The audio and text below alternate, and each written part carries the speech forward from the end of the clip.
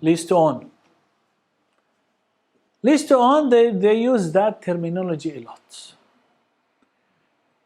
That concept, simply, I want to buy that house. I go to the bank.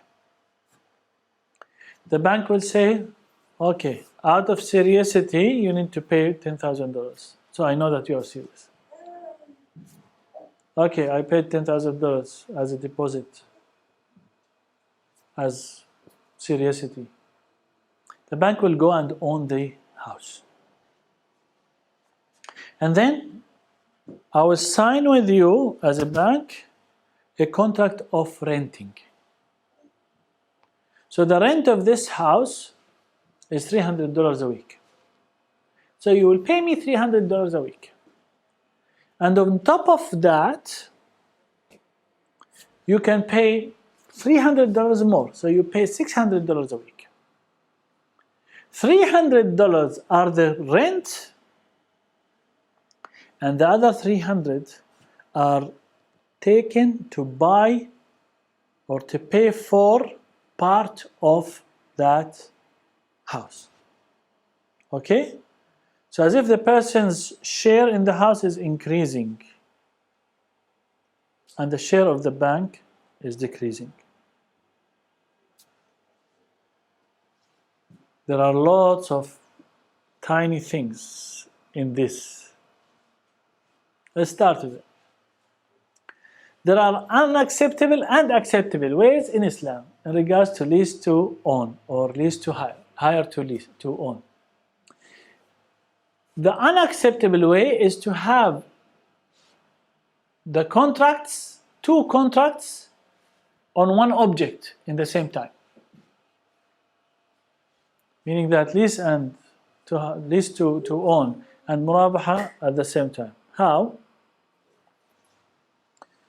They will say, oh, it's murabaha, ijara, lease to own.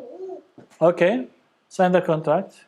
The contract will give you ownership from day one. What do you mean? This is not lease to own. I'm leasing the premises. I don't own the premises. So if I am leasing the premises and you registered that premises in my name, so I'm owning that premises. Whom am I paying the rent to?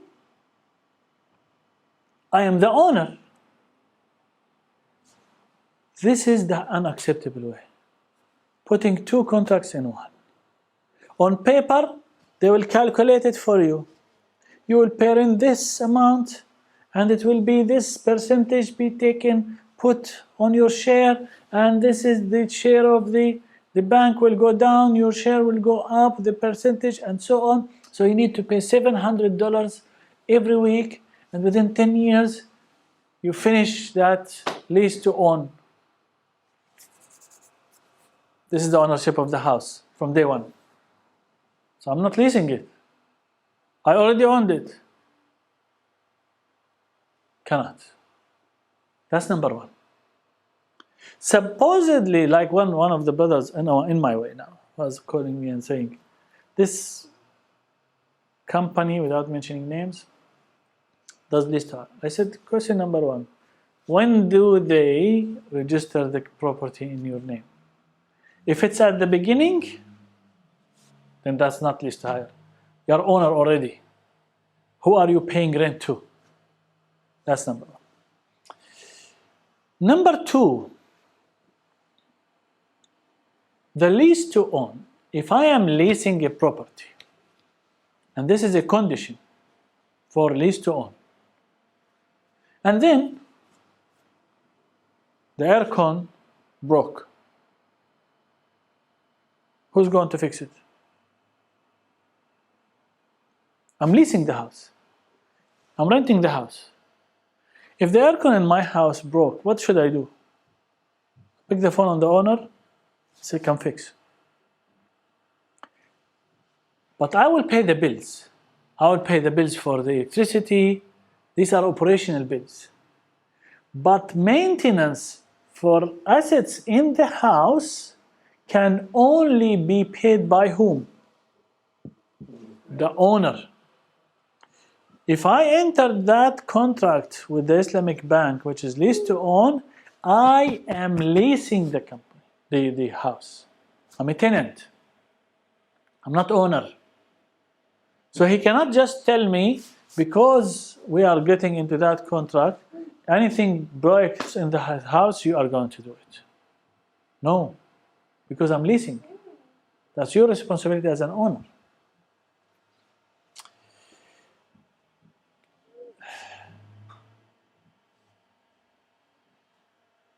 The person does not own until he pays the whole thing. He's benefiting from the property, not owning it. The maintenance must be on the owner, not on the tenant. If something happened to the car or the house without negligence, then the owner needs to pay. For example, if I'm doing lease to own for a car, which happens here, we have a lot. During the period of 3 years, 4 years, the transmission broke down. Who is going to pay for that? The owner, not me, because I'm leasing the car. I'm renting the car. So the owner needs to pay, not me. If I'm going to pay, meaning that I'm owning the car, that's wrong. So who am I paying rent to? Operational maintenance like engine oil, petrol, or in the house like, for example, electricity bills, and these are for the tenant. Whereas the other maintenance on the owner. Also, we need to know that there is no penalties on late payments. So the person did not manage to pay on time, there is no penalty whatsoever. What happens is by the end of the lease, what happens? Now, the seller accumulated the whole amount that is required for that property to be transferred to the ownership of that person. How is he going to transfer the ownership? Scholar said in one of two. Either create a murabaha contract, instant, because he already saved that money with that owner of the house. Murabaha contract, sign, transfer ownership. Or hiba.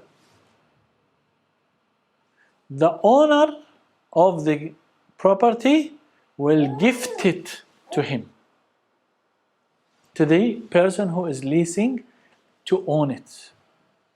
These are the only two ways of doing that.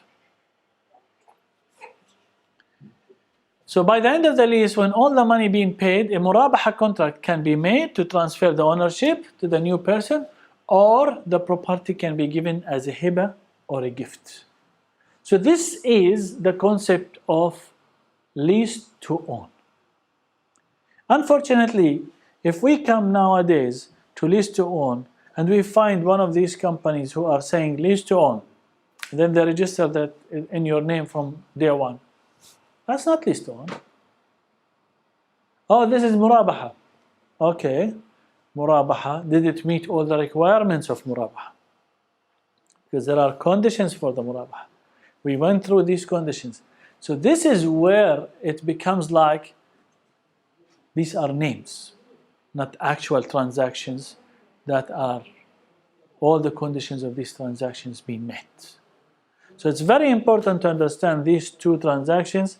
And so when someone comes and say, oh, this is how we calculate, this is what's going to happen. Okay, there are conditions. Are you meeting the conditions of lease to own? When are you going to transfer the ownership? At the beginning. That's not lease to own. Okay, at the end. Okay. How? After you finish, we'll gift it to you. Fine. Who's going to pay the maintenance? If something broke in the house, who's going to pay? Oh, no, you pay. No, I'm leasing it from you. You need to pay, not me.